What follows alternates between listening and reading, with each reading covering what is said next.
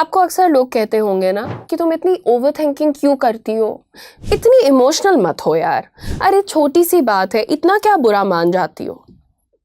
और धीरे धीरे आपको लगने लगता है कि मेरे अंदर ही कोई प्रॉब्लम होगी। आप बोलने लगते हो नहीं नहीं यार, मैं ही हर चीज़ को पर्सनली ले लेती हूँ। देखिए, आज का वीडियो उन लोगों के लिए जो हाईली सेंसिटिव है, और ये कोई कमज़ोरी नहीं है, तुम्हें ऐसा जताया जाता है बट ये कमज़ोरी नहीं है।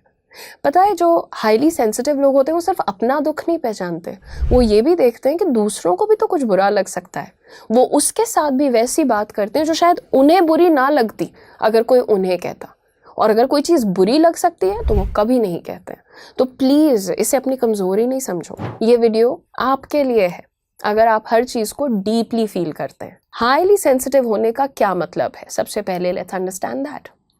अ हाईली सेंसिटिव पर्सन, या फिर शॉर्ट फॉर्म में HSP, it's not a social media label, okay. Psychologist Elaine Aron ने इस कॉन्सेप्ट को रिसर्च किया था, और उनके अकॉर्डिंग रफली 15 से 20% population biologically high sensitivity traits के साथ पैदा ही होती है। ठीक है, देखिए, ये लोग होते हैं जो इमोशंस को डीपली प्रोसेस करते हैं, सटल चेंजेस को नोटिस कर लेते हैं, ओवर स्टिम्युलेशन से जल्दी एग्जॉस्ट हो जाते हैं, एम्पैथी इनके अंदर कूट कूट के भरी होती है। ये कोई वीकनेस नहीं है, ये तुम्हारे नर्वस सिस्टम का वायरिंग ही ऐसा है, ये समझ लो। 7 प्रॉब्लम्स जो सिर्फ आपके और हमारे जैसे लोग समझ पाते हैं, जो कि बहुत हाईली सेंसिटिव होते हैं। सबसे पहला, तुम बहुत ज़्यादा सोचते हो, राइट। हाईली सेंसिटिव लोग हर कॉन्वर्सेशन को इधर से उधर से डाइसेक्ट करते हैं। उसने ऐसा क्यों बोला, मैंने कुछ गलत तो नहीं कह दिया। देखो, रिसर्च दिखाता है कि जो हाई सेंसिटिविटी वाले लोग होते हैं ना, वो इन्फॉर्मेशन को बहुत गहराई से प्रोसेस करते हैं, जो शायद उनको बहुत रिफ्लेक्टिव बनाता है। क्योंकि वो हर चीज़ को इतना डीपली सोचते हैं, ये ऑफ कोर्स उनको मजबूर करता है कि वो ओवर थिंकिंग करें। इंडिया जैसे फास्ट पेस्ड सोसाइटी में, जहां शायद मूव ऑन कल्चर एक मजबूरी बन चुका है, ये ओवर थिंकिंग बहुत एग्जॉस्टिंग लगता है, राइट। प्रॉब्लम नंबर 2, क्रिटिसिज्म बहुत ज़्यादा चुभता है, right. Criticism hits you hard. छोटा सा फीडबैक भी कभी कभी पर्सनल अटैक लगने लगता है। वर्क प्लेस स्टडीज़, जो कि हार्वर्ड बिजनेस रिव्यू में भी कवर हुआ था ये आर्टिकल, ऐसे जो वर्क प्लेस स्टडीज़ होते हैं वो दिखाते हैं कि इमोशनली रिएक्टिव एम्प्लॉयज़ जो है ना, वो क्रिटिसिज्म को थ्रेट के जैसे प्रोसेस करते हैं, especially if they are high in sensitivity traits. और इंडिया में तो लोग सीधा बोल देते हैं, ये क्या बकवास प्रेजेंटेशन है ना, ऐसे तो नहीं हो पाएगा, धंधा क्यों नहीं आ रहा है, रेवेन्यू क्यों नहीं आ रहा है, ऐसे बात होती है, राइट। देखिए, सेंसिटिव माइंड इस लाइन को दिन भर रिप्ले करता है, और वो कहीं ना कहीं डर जाता है कि यार निकाल ना दे हमें, है ना, नौकरी से। Anyway, problem number 3, over stimulation. शादी के फंक्शंस, या फिर बहुत भीड़ वाला मार्केट, जोर जोर वाले जो शोर वाली जगहें होती हैं, जैसे लाउड ऑफिसेज, या फिर लाउड फैमिली आर्ग्यूमेंट्स जो होते हैं। हाईली सेंसिटिव लोग नॉइज, शोर शराबा, केओस, इमोशनल टेंशन, इनसे थक जाते हैं वो। कोविड के बाद मेंटल हेल्थ कॉन्वर्सेशंस बढ़े तो हैं, ठीक है, और लोग इसको आइडेंटिफाई करने लगे हैं। वर्ल्ड हेल्थ ऑर्गेनाइजेशन के 2022 रिपोर्ट के अकॉर्डिंग इंडिया में एंजाइटी और डिप्रेशन केसेस काफ़ी बढ़ गए हैं पोस्ट कोविड। हाईली सेंसिटिव लोग इस इम्पैक्ट को और ज़्यादा गहराई से फील करते हैं। सो ये जो मेंटल हेल्थ वाले इश्यूज आते हैं ना, ये हाईली सेंसिटिव लोगों में ज़्यादा होते हैं। प्रॉब्लम नंबर 4, आप दूसरों की इमोशंस को एब्जॉर्ब कर लेते हैं, और ये बात मुझे अपने बारे में सबसे ज़्यादा चुभती है। अगर कोई दोस्त अपसेट है, मेरा मूड ख़राब हो जाएगा। अगर घर में टेंशन है, मेरा फोकस ख़त्म हो जाएगा। एम्पैथी हाई होने का जो डाउन साइड है ना, वो यही है, हमारी बाउंड्रीज बहुत वीक हो जाती हैं, राइट। प्रॉब्लम नंबर 5, लोग तुम्हें वीक समझ लेते हैं। यार, प्रॉब्लम ये है ना कि आपको छोटी छोटी बातें चुभती हैं, आप उसको ओवर एनालाइज करते हो, फिर आप उसमें एक एंगल ढूंढते हो कि क्या गलत था, क्या बुरा लगने वाला है, और उसी को बार बार चलाते रहते हो। तो आंखों में आंसू आना, मुंह उतर जाना, मूड ऑफ हो जाना, अकेले बैठ जाना, ये सब लोगों को दिखता है, एंड पीपल फील अरे यार ये तो बहुत ही टची इंसान है, हर बात का बुरा लगवा लेती है, राइट। देखिए इंडियन कल्चर ट्रेडिशनली टफनेस को वैल्यू कर, ये नर्वस सिस्टम सेंसिटिविटी है।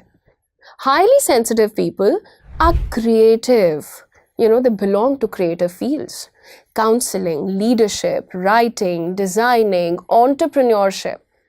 People who are highly sensitive, they excel in these fields because वो चीज़ों को ऑब्जर्व करते हैं बहुत अच्छे से। अगली प्रॉब्लम जो बोलने वाली हूँ ये तो तुम सबको बड़ी समझ आएगी। रिलेशनशिप्स में बहुत ज़्यादा इन्वेस्ट करना। सेंसिटिव लोग जो होते हैं ना, ये हाफ हार्टेडली कोई काम करते ही नहीं है, या तो 100% या तो 0। इसलिए जब इनको धोखा मिलता है तो इनके ऊपर प्रभाव भी 100% होता है। वो रिलेशनशिप सिर्फ गर्लफ्रेंड बॉयफ्रेंड वाला नहीं, किसी भी प्रकार का रिलेशनशिप, बेस्ट फ्रेंड्स भी अगर ये किसी को बोल रहे हैं ना तो 100% बोलेंगे। ये नहीं कि मुंह पे तो तुम दोस्त, तो पीठ पीछे दुश्मन। और फिर जब इनके साथ कुछ ऐसा धोखे टाइप का होता है तो लोग बोलते हैं अबे मूव ऑन यार, कितने दिन तक ओवर थिंक करेगा आगे। देखो उनके लिए मूव ऑन बटन इतना सिंपल नहीं होता। So give them time and space. Problem number 7, highly sensitive लोग हों या कोई भी हो इस दुनिया में, मुझे लगता है अलोन टाइम बहुत ज़रूरी है, पर लोग समझते नहीं। हाईली सेंसिटिव लोग रिचार्ज अलोन टाइम से करते हैं। वो अपने आप को कैसे रिकवर करते हैं अलोन टाइम से। इंडियन सेटअप में अगर आप सोशल नहीं हो तो लोग बोलते हैं एटीट्यूड आ गया है या क्या हो गया, कुछ गलत हो गया है। देखो नर्वस सिस्टम का रीसेट ज़रूरी होता है, वो चाहिए। ये सारी चीज़ें जो हो रही है ना, इसका क्या मतलब है? हाईली सेंसिटिव होना बर्डन तब बन जाता है जब आप उसे समझते नहीं हो, पर अगर आप उसे मैनेज करना सीख लो तो this is your super power. And जैसे हर टाइप के लोग होते हैं ना यार, इसमें हाईली सेंसिटिव वालों को ऐसा क्यों बोल दिया जाता है कि ये बुरे हैं?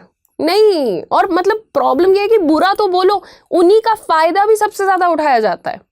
Research around emotional intelligence consistently shows high self-awareness individuals, they have better relationships. उनका रिलेशनशिप सेटिस्फैक्शन बेटर होता है, लीडरशिप पोटेंशियल बहुत हाई होता है। ऐसे बहुत सारे एनालिसिस हैं जो फोर्ब्स में और साइकोलॉजी पब्लिकेशंस में कवर हुए हैं और इस बात को सपोर्ट करते हैं जो मैंने कहा है। देखिए, अगर आप एक हाईली सेंसिटिव इंडिविजुअल हैं तो इसको अपनी कमज़ोरी मत बनाइए, आप इसे मैनेज करना सीखिए। सबसे पहले बाउंड्रीज सीखो। हर प्रॉब्लम, हर चिंता तुम्हारी जिम्मेदारी नहीं हो सकती, तुम उसको सॉर्ट आउट नहीं कर सकते। नंबर 2, अलोन टाइम को गिल्ट फ्री एक्सेप्ट कर लो, ठीक है? तुम्हें चाहिए अपने लिए टाइम। नंबर 3, क्रिटिसिज्म को डेटा की तरह ट्रीट करो। भाई देखो, इंसान हो, गलती होगी, अगर कोई पॉइंट आउट कर रहा है पर्सनली मत लो, ठीक है ना? आइडेंटिटी मत बनाओ उसको अपनी, उस पर सुधार करके काम करो। पॉइंट नंबर 4, थेरेपी या काउंसलिंग नॉर्मलाइज करो। आप थेरेपी का एक एक्सपीरियंस लेके देखो, आई एम टेलिंग यू, तुम अपने आप 2 दिन में बेहतर फील करने लगोगे। इंडिया में मेंटल हेल्थ एक्सेस इम्प्रूव हो रहा है, आपको easily therapists and such people ये मिल जाएंगे। एंड थेरेपी का मतलब ये नहीं कि कोई बैठ के तुम्हारे दिमाग पे काम करने लगेगा, just sit down and they listen to you. There is a variety of it, तो आप चेकआउट कर सकते हैं। आप एक सेंसिटिव इंसान हो, आप दूसरों के प्रॉब्लम्स को समझते बहुत अच्छे से हो, प्रॉब्लम्स को ही नहीं, आप किसी भी सिचुएशन को बहुत अच्छे से ऑब्जर्व कर लेते हो। और पता है ऐसे लोग राइटिंग में, स्ट्रैटेजी में, पीपल रोल्स में, डिज़ाइन में, साइकोलॉजी में, लीडरशिप में एक्सीलेंट होते हैं।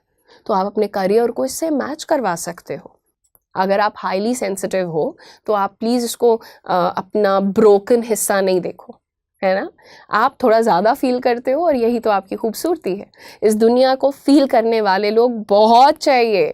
कनेक्ट किया तो कमेंट करना। Thank you so much. क्या आप बैंकिंग सेक्टर में फास्ट करियर ग्रोथ चाहते हो और सिर्फ एंट्री लेवल जॉब नहीं बल्कि डेप्यूटी मैनेजर लेवल से करियर स्टार्ट करना चाहते हो? तो ये अपॉर्चुनिटी मिस मत करिएगा। Presenting axis bank commercial banking group relationship manager program in collaboration with career 24/7। ये एक 12 महीने का स्ट्रक्चर्ड प्रोग्राम है जो आपको बनाता है future ready banking professional.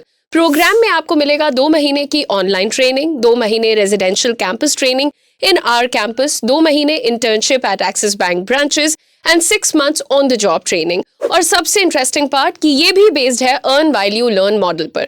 Training के 3rd और 4th मंथ में 15,000 पर मंथ स्टाइपेंड मिलता है, इंटर्नशिप स्टेज से ही फुल सैलरी स्टार्ट हो जाएगी till the completion of course. Program complete करने के बाद आप एक्सिस बैंक में सीबीजी रिलेशनशिप मैनेजर के रोल में डेप्यूटी मैनेजर ग्रेड पर ज्वाइन करते हैं। इसकी स्टार्टिंग सैलरी है 6.3 to 6.8 lakhs per annum plus performance linked incentives. साथ ही आपको मिलेगा post graduate diploma in banking and relationship management from NITTE university. Eligibility पर ध्यान दीजिएगा, आपका ग्रेजुएशन कंप्लीटेड होना चाहिए विद मिनिमम 50% मार्क्स। अगर आप एक सिंपल ग्रेजुएट हो तो आपके पास 1 ईयर का वर्क एक्सपीरियंस मैंडेटरी है। अगर आप एक पोस्ट ग्रेजुएट हो तो आपके पास मिनिमम 6 मंथ्स का वर्क एक्सपीरियंस है, तब भी आप एलिजिबल हैं। एज आपकी 22 से 28 के बीच होनी चाहिए, ना 22 से कम ना 28 से ज्यादा। इसका सिलेक्शन प्रोसेस और आगे की डिटेल्स जानने के लिए अगर आप नीचे दिए गए रजिस्ट्रेशन लिंक पर क्लिक करके उसे फॉर्म को पूरी तरह फिल करेंगे तो हमारी टीम आपके साथ टच में आएगी और आपको सारे डिटेल्स और पूरा प्रोसेस स्टेप बाय स्टेप ना ही सिर्फ समझाएगी बल्कि पूरे प्रोसेस में आपके साथ रहेगी।